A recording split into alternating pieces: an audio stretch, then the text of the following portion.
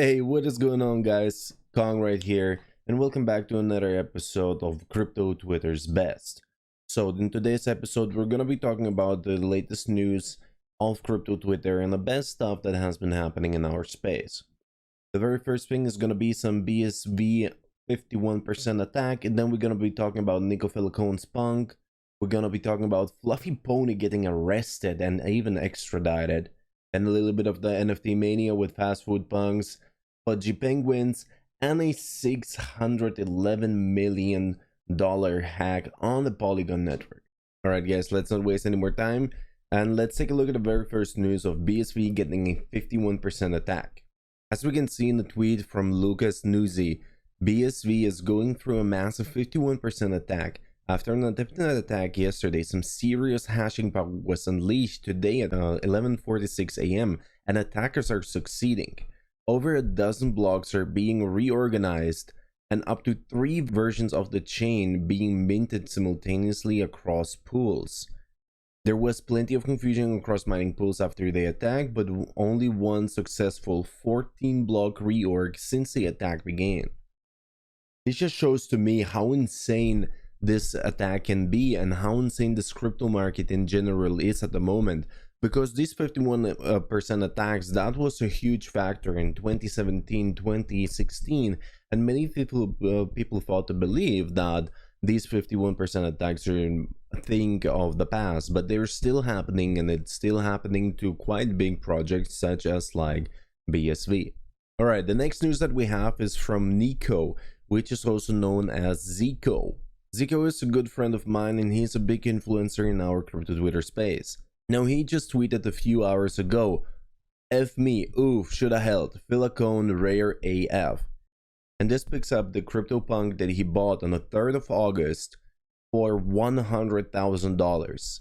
But after being memed for it and being made fun of from the entire crypto community that he looks like Filicone, and Filicone, as most of us know, is not the most liked person in this space, he was FOMOing out of it and sold it again.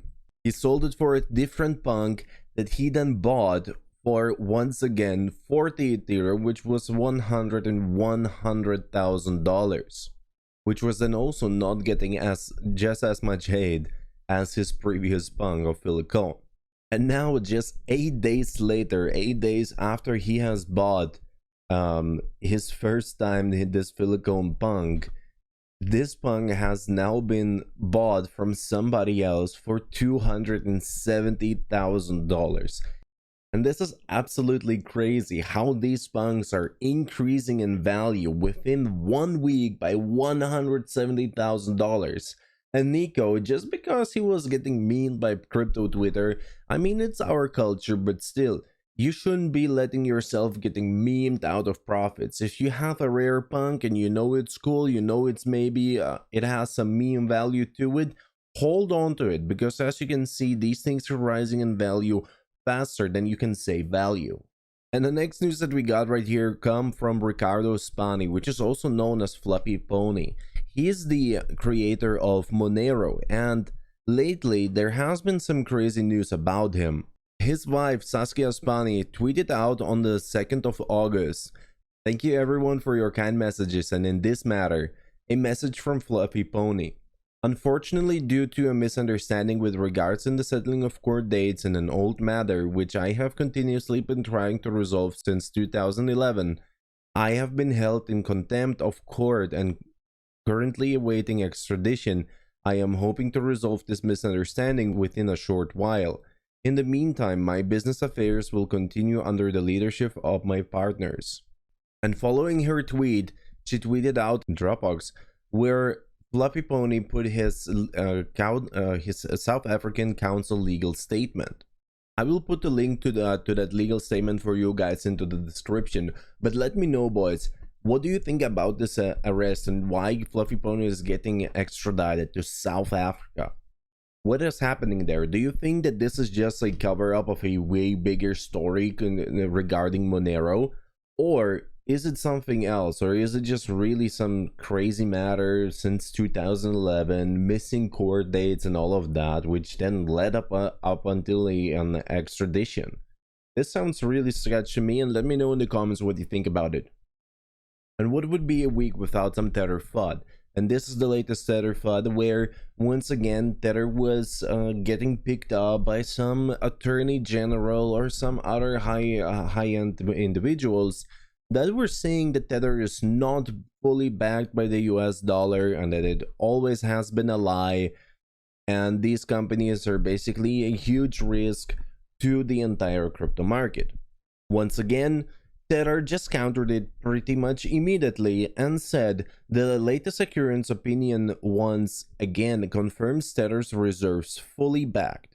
Tether continues to lead the industry on transparency.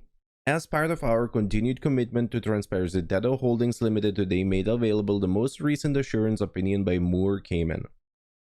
The opinion and the underlying report from Tether has a reporting date of June 30th, 2021. The report available here, again clearly and unambiguously, shows that all Tether tokens are fully backed by reserves and provides a comprehensive breakdown of those reserves. Once again, and it is so funny. This is the second episode, and for the second episode, already the second time, we're talking about some kind of Tether FUD as the prices have been going to the sky, and like basically everything has been skyrocketing. There's always some coordinated news, and there's even more FUD that we're gonna be picking up on the next episode. So it's insane watching that, and it's very, very funny for me doing these videos, especially as it is so clear that this is just some coordinated fear, uncertainty, and doubt, and that just gets released into the market just to do some little price manipulation, and then just go about it. So guys, please don't let yourself shake out. Don't let yourselves meme out of profits. Make sure to stay strong. Alright guys, and as we are talking about memes, we should be definitely talking about fast food punks. So we already saw some punks today with Nico's or Zico's punk, and now there's a new trend up and coming on crypto Twitter, and this is fast food punks. Basically, somebody came up with the idea and took normal punks and put a McDonald's hat onto them, which is obviously an ongoing crypto Twitter meme, and making this entire thing so funny and so good to continuously pump that this craze has taken over basically in the entire crypto Twitter sphere. Some very big people have been talking about the crypto punks. Even Mike Tyson, Dimitri Vegas, and all of these kind of celebrities are starting to get onto fast food punks, and this has risen the floor, which means the lowest price possible of them, from 0.01 Ethereum to almost 4 Ethereum within a matter of weeks. And this is not stopping. There's still a lot of sales going for 3.5, 5, sometimes 4, sometimes 6, sometimes 15 Ethereum. As you know guys, we do have our own profile picture on Twitter change into a fast food punk, and I love this new craze about the crypto punks because it just makes it so much funnier, so much easier to get into it, to like identify with this crypto punk. So that cool McDonald's set, or maybe some different hat. And obviously, as we're already talking about changing crypto Twitter profile pictures, we have to be talking about the Pudgy Penguins. The Pudgy Penguins is as well a generative art project which has been taking over the entire space in the last few days.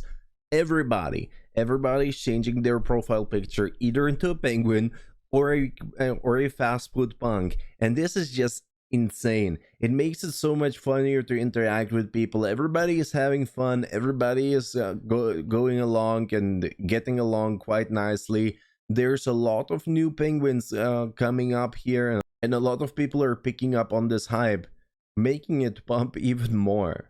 Let me know guys in the comments below, or even DM me if you want to, and tell me what you think about this entire craze of these new NFT projects launching, where you can basically mint them for like a super low price, and then you can like resell it for like 10x 20x value on OpenSea. Let me know guys, have you been participating in any of these? Do you have a crypto punk? If you do, I have some cool stuff for you, man.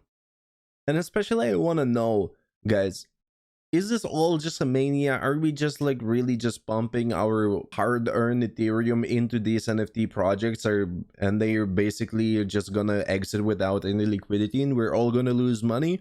Or do you really think that there's like a good chance that we are really early onto something and the entire world is gonna be looking after Pudgy Penguins and fast food punks as they are already doing it for the real crypto punks? As we are having so much fun with the NFT craze, let's take a look at the most insane and the biggest DeFi hack that has ever happened in this entire space. On the 10th of August, Poly Network tweeted out, "Important notice. We're sorry to announce that Poly Network was attacked on Binance Chain, Ethereum, and Polygon assets had been transferred to a hacker's following addresses." Right in response to that, Zico tweeted it and was saying, "We are aware of the Poly network exploit that occurred today. While no one controls BSC or ETH, we are coordinating with all security partners to proactively help. There are no guarantees. We will do as much as we can. Stay safe." And this is an absolutely crazy story because this hacker was able to take $611 million worth of assets from this cross-chain hack, and which was like a really insane puzzle that he needed to solve. There was really cool people explaining the entire hack, and you can find it on Polygon's Twitter page. They have retweeted a lot of people explaining how the hack worked. And what is your opinion to that, guys? Do you think this hacker, since we are in a decentralized community, do you think this hacker should be getting pursued lawfully? Should he be paying back some money, or should he just go his way and be like, "Yo, this was basically a huge bug bounty. I won the prize. Leave me alone"? On the same day as well, Poly Network put out a tweet with a message to the hacker. "Dear hacker, we are the Poly Network team. We want to establish communication with you and urge you to return the hacked assets. The amount of money you hacked is the biggest one in DeFi history. Law enforcement in any country will regard this as a major economic crime and you will be pursued. It is very unwise for you to do any further transactions. The money you stole are from tens of thousands of crypto community members, hence the people. You should talk to us to work out a solution, Poly Network team." This tweet obviously has been getting a lot of attention because this is like very much a Karen move, where the team is just like, "Oh, dear hacker, please give us back our money that you stole." And as I said, and picking up to the discussion before this is a very important point, because what the community decides, and especially what the hacker decides to do, how much money is he going to give back? Is he even going to give back some money? Is he going to regard this? Maybe. And in my eyes, the Poly Network team is just bluffing and they're not able to do anything about it. If the hacker knows his ways how to do it, he could be getting away with a lot of money. As many people were making fun of the Poly Network's tweet and the crying appeal to the hacker to basically return the funds to them, he actually has already returned as much as $4,772,000 to the Poly Network. Obviously, that's just a little fraction of the entire money that he was able to steal, and maybe he's going to be returning more. I really want to escalate the discussion, and especially right here in comments or in my Discord or somewhere else wherever you wanna discuss this with me, because I'm really interested to see and understand what others are thinking about it. Should a hacker be returning all the money? Should he be keeping? Should he be giving back just a half? Should he be memeing the people from Polygon and be like, "Yo guys, what are you doing? Cry in the corner and leave me alone"? And especially, it's very important to see how the exchanges and how the blockchain developers are going to be looking at this, because some people were talking about a chain reorg and a reversion of the funds transactions, which would basically just repeat the hack just backwards and all the funds would automatically go back to Polygon Network. but that hasn't happened, which means that a lot of people are like in between those two teams. The one team is saying the hacker should be giving all the money back, this is stolen money, and this there's still international law. But then on the other hand, there's the second team saying, hey, this is decentralized, this is crypto, this is where you are your own bank and nobody else is responsible for your funds, not even the projects, not even anybody, and you have to be responsible yourself, and if your project is getting hacked and you can do anything about it. All right, guys, thank you very much for tuning in into today's episode. This was the second episode and I really enjoyed. You can find me on Twitter at KongBTC. Make sure to drop a follow, make sure to drop a subscription right here, drop a like as well, and just make sure that the YouTube algorithm likes us and more people are able to see this. Thank you very much, guys, and Kong, peace out.